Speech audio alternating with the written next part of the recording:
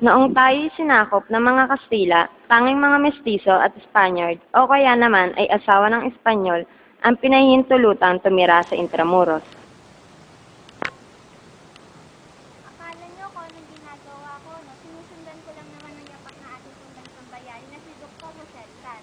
Ito kasi ang actual footstep at safe sa kanyang paa.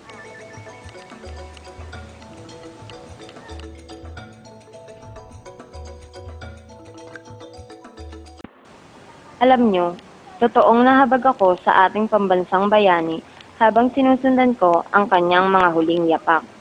Ramdam ko ang bigat ng kanyang mga hakbang. Tinuntun ko kung saan nagmula ang yapak na ito at lalo akong humanga kay Rizal.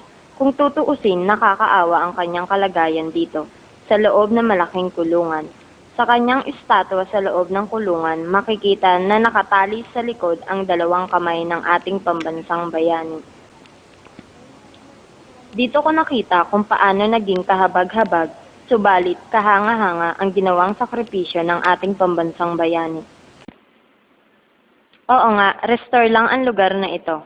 Pero sa tingin ko, mas nabigyang kahulugan ang pagiging bayani ni Rizal. Tunay na matuturing na karangalan ang pangalagaan ang importanteng bahagi ng ating kasaysayan.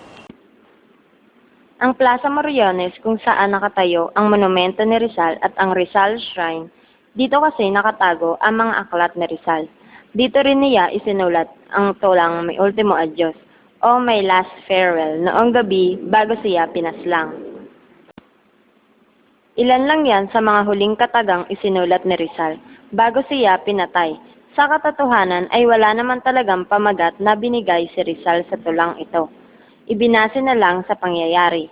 Alam nyo, maliban dito sa tulang May Ultimo Adios, may isa pa palang isinulat si Rizal bago ang kanyang kamatayan. Natagpuan itong nakasuksok sa loob ng kanyang sapatos. Pero dahil hindi maintindihan ang mga letrang ginamit ng ating bayani, nanatili itong mahiwaga.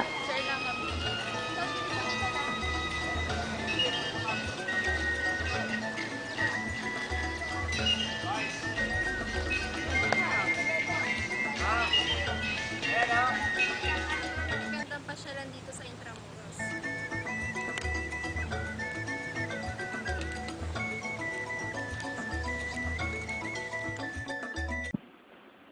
Ang Plaza de Armas kung saan nakatayo ang estatwa ni Rizal ay isa sa mga pinupuntahan dito sa Intramuros. Simple ang pagkakadisenyo ng parke. Siguro, para mangibabaw ang mahalagang mensahe na nakatayo dito. Ang Plaza de Armas ay ang Fort Dean Square at pinaglalagyan at pinwestuhan ng Tagalog Settlement ng Maynilad. Kung ikaw ay galing sa labas ng port, nakikita sa kanan bahagi ng parke ang Palasyo ni Raja Sulaiman, ang 18th building at ngayon ay pinagdadahusan ng mga performances. Tuking nila ang Philippine Education Theater Association o PETA. Ang Intramuros ay dinarayo din dahil sa kasaysayan bumabalot dito, kundi rin sa mga magagandang tanawin dito, sa loob, kaya't maya't maya rin ang dating ng mga turista, lalo na dito sa Plaza Moriones. Ang Plaza Moriones ay nasa bungad lang ng Fort Santiago. Ang lugar ay pinangalan kay Governor General Domingo Moriones. Dati itong public domain hanggang noong 1863.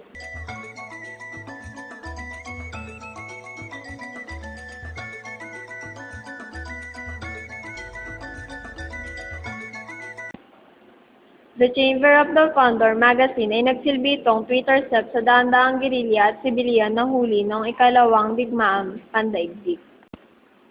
Madilim, malalim at masikip na kulungan ng dungeon ay dating storage port, ay founder of the magazine ng Baluarte ng Santa Barbara, pero sa dalas na basahan na lugar, nadala na rin ng cumic weather at dahil malapit rin ito sa Pasig River, kaya pinasya ng mga Spaniards na magtayo na lang ng bagong founder magazine sa itaas ng Baluarte noong 1715. Samantala, ay dating puwag na ito ay ginawang Twitter self-stored room na may tayo noong 1718 ang Casa de Castellano o tahanan ng sport commander. Bahagi ito ng mga pinagtulungan ng mga gerilya noon. Kita niyo naman, oh, ang daming mga chamber.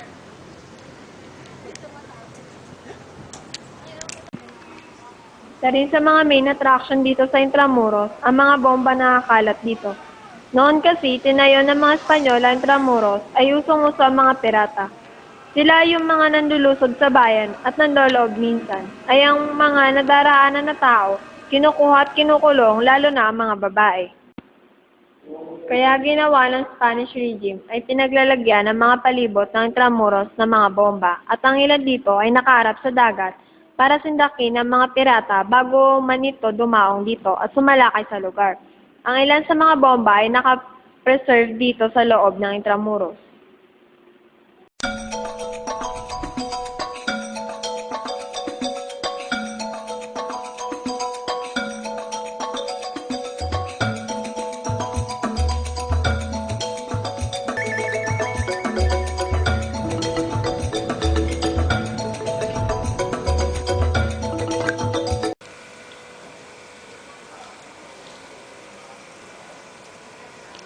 Nakita niyo na ba kung ano ang itsura ng mga magamitang pambahay, mga muebles, at pangdekorasyon noong panahon ng Kastila?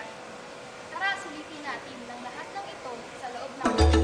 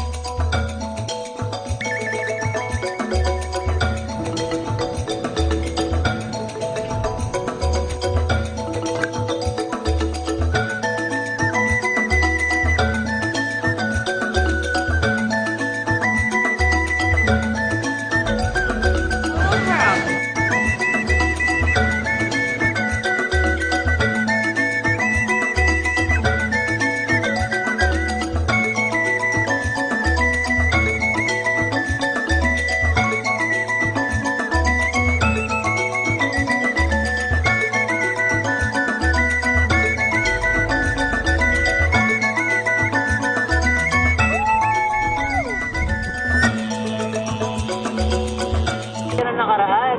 Ang dami namin natutunan ng mga halagang kasaysayan dito sa educational tour namin sa Sokten. Alam nyo, tama lang na kahit maulan na ba sa Pilipinas ngayon, Ay panatilin pa rin natin zero impact ang kasaysayan nito. Iba kay ganda sa riwayan at balikan, ang kasaysayang ipinahagi na binatawag na Wall City ang Intramuros!